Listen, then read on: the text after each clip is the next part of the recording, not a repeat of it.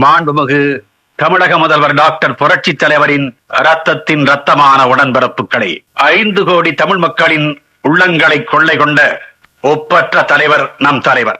ஆம், அவரை புரட்சி தலைவர் என்பார், பொன்மான செம்மர் என்பார், எங்களின் தங்கம் என்பார், ஏழைகள் தெய்வம் என்பார், அள்ளி கொடுத்த வள்ளல் என்பார், அண்ணாவின் இதயக்கனி என்பார், மக்களின் திலகம் என்பார், மகுடம் தரிக்காத மன்னர் என்பார்.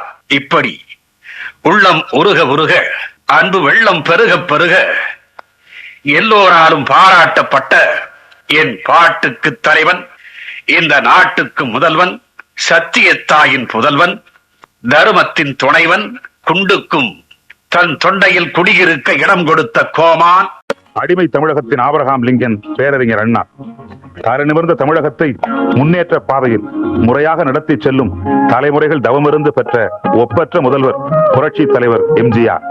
அறிஞர் அண்ணா உதய நிலா, புரட்சி தலைவர் எம்ஜிஆர் அவதம் இதயக்கனி. 3ஆம் முறையாக ஆட்சி செங்கோலை அண்ணாவின் உண்மை தம்பி எம்ஜிஆரிடத்தில் ஒப்படைத்த தமிழ்நாட்டின் தாய்மார்களே, பெரியோர்களே, நல்லிடம் சிங்கங்கால், உங்கள் காலடி மலர்களுக்கு எங்கள் கண்ணீர் வணக்கம். சோலை மலரொலியோ உந்தன் சுந்தர புன்னகைதான் என்கிற பாரதி கவிதைக்கு இதோ ஒரு கற்பூர ஆராதனை.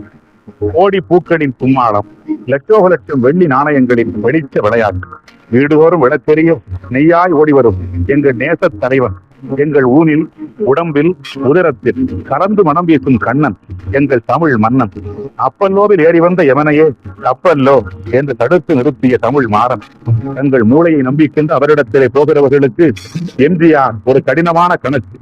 அவரது இதயத்தை மாத்திரம் நம்பிக்கொண்டு அவரிடத்திலே செல்லுகிறவர்களுக்கு அவர் ஒரு இனிமையான கவிதை.